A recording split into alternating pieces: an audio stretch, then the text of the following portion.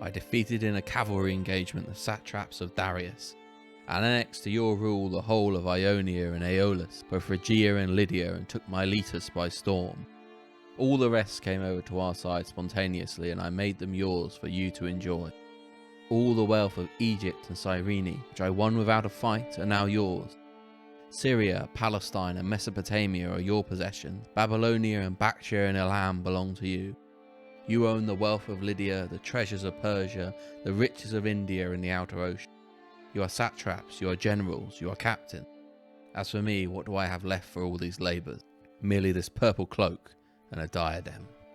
Arrian's account of Alexander's speech during the mutiny at Opis, August 324 BC. This video is sponsored by the War Games Research Group.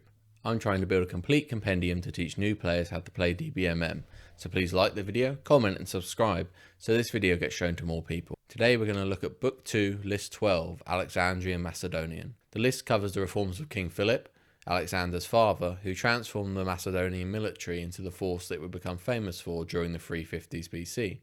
And the list then carries on through the conquest of Alexander of Egypt and Persia. His final campaign in India, where he relied more heavily on troops raised from his newly found empire, are in a separate list in Book 2, List 15, Alexandrian Imperial. Let's start with the aggression factor and terrain. Alexandrians are unsurprisingly aggression factor 4, the highest aggression factor in the game, which means you'll almost always be invading your opponent. Against aggression 1 opponents, you have nearly a 90% chance of being the invader. Against aggression 2 opponents, it's still close to 80%. What does that mean? It means your opponent will almost always be selecting the majority of the terrain you're fighting in and placing that terrain. This means you need to be able to deal with opponents who will want to fight you in rough and difficult going, which is a serious concern for this list if it isn't built correctly. In my most recent game against an Alexandrian Macedonian opponent, I filled the boards with sand dunes and rocky hills, which became an absolute menace for his cavalry and pike formations to operate in, while my bow-armed troops happily threatened their units from these safe positions. Let us look at the options at the core of the list first, but keep in mind always that we're going to need to work out some way to deal with this bad terrain as we go through building our list. We have a C&C, a knight fast and single based wedge, 1 to 2 sub-generals, also knights fast and wedge, or cavalry ordinary, and finally 0 to 2 pike ordinary sub-generals.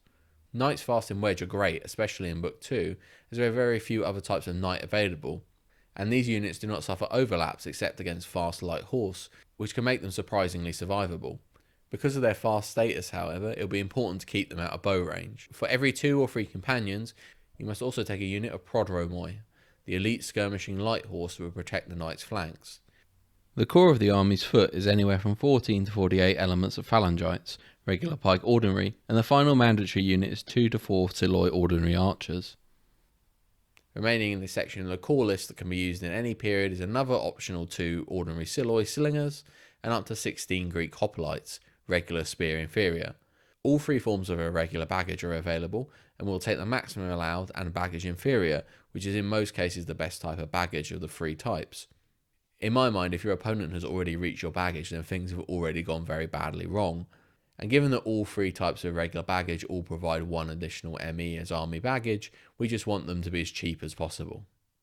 So what's good and what's bad in this core? First of all, we can discard the Greek allied hoplites. In their regular inferior form, they are in my opinion just a worse form of ordinary pikes that you already have, except in very specific circumstances.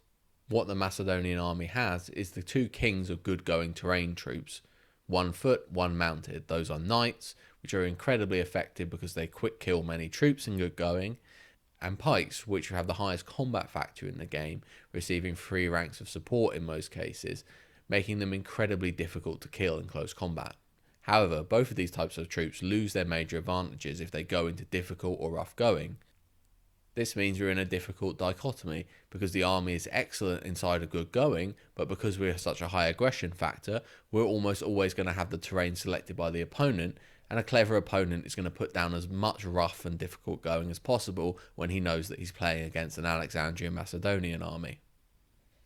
So let's start by building the core of the army, and then let's keep that issue in mind and try and resolve it as we go further on down the list. We are going to want to have a big healthy pike block.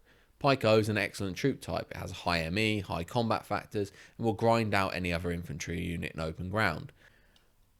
Let's take 24 phalangites and 2 pike subcommanders. We also want all the companions available. Let's take all 6 and a knight subcommander, and then we can split the companions into 2 commands. Let's also take as much Siloi as we can, as we're going to need that to deal with the difficult terrain. Now let's go through the remainder of the list by time period, and see what else we can add to the army. Armies have to represent a particular year and a commander, and depending on which year and what commander is selected, different options open up to us. For those wanting to portray Alexander the Great, he fought his first battle in a command role in 338 BC, and will become King of Macedon in 336 BC, campaigning again the next year. However, let's assume we were building the list purely for a tournament game rather than specifically trying to make a historic list, and check out all of the options. So under King Philip, if we were to play the list prior to 357 BC, we can have a quarter to half of the pikes replaced with irregular ordinary auxilia. This would solve some of our terrain problems, but there are better options for that later in the list. Next we have 2 to 10 superior Siloi peltas. These are great options for dealing with terrain issues the army has. Let's put them to one side now. I'm not really interested in the auxilia ordinary option for this army list. Moving down, artillery is an interesting choice and can be excellent in a defensive army, but doesn't really fit well with the aggressive play style I'm envisioning for this force.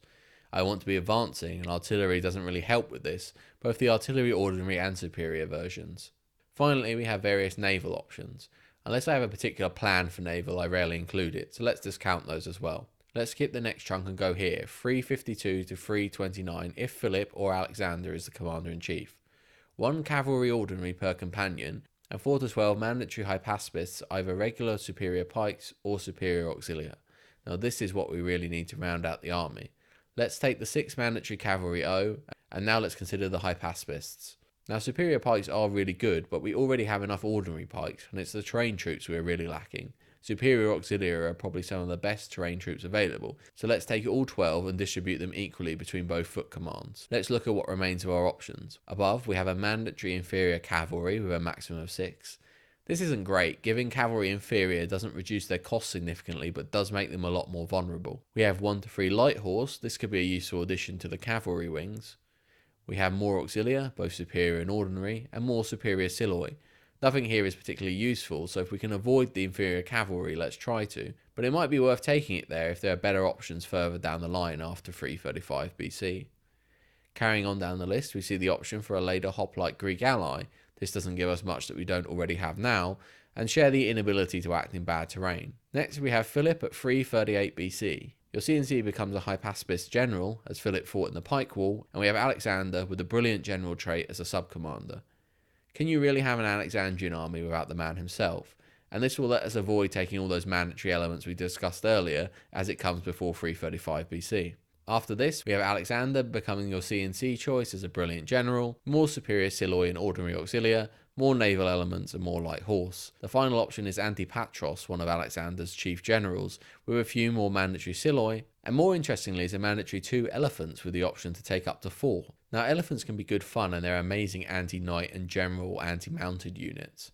However, our pike wall is already very good at fighting mounting troops, and I want to stick with the opportunity to use Alexander in our army. So with that whole list explored, let's go back to 338 BC. This year represents Philip's domination of the other Greek city-states, with an 18-year-old Alexander as a brilliant sub-commander preparing for glory. I've divided the army such that we have 2 sets of nearly identical commands.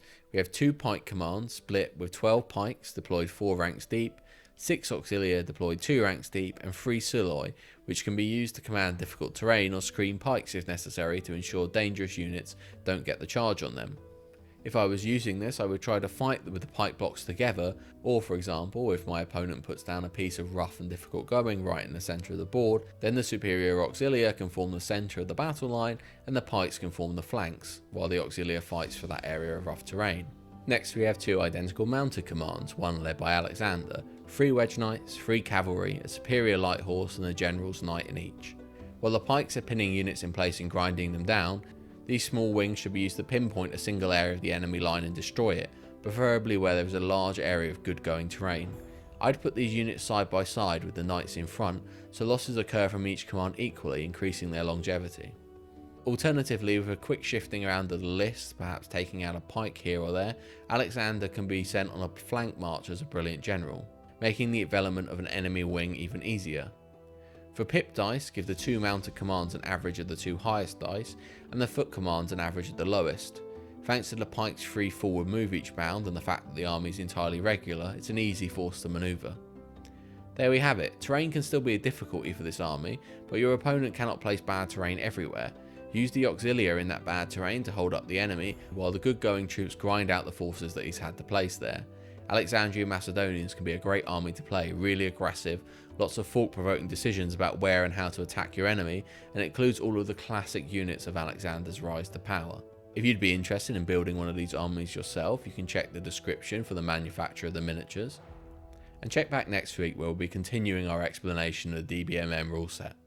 If you found this army overview interesting, please like, comment and subscribe to the video so that it can reach more people.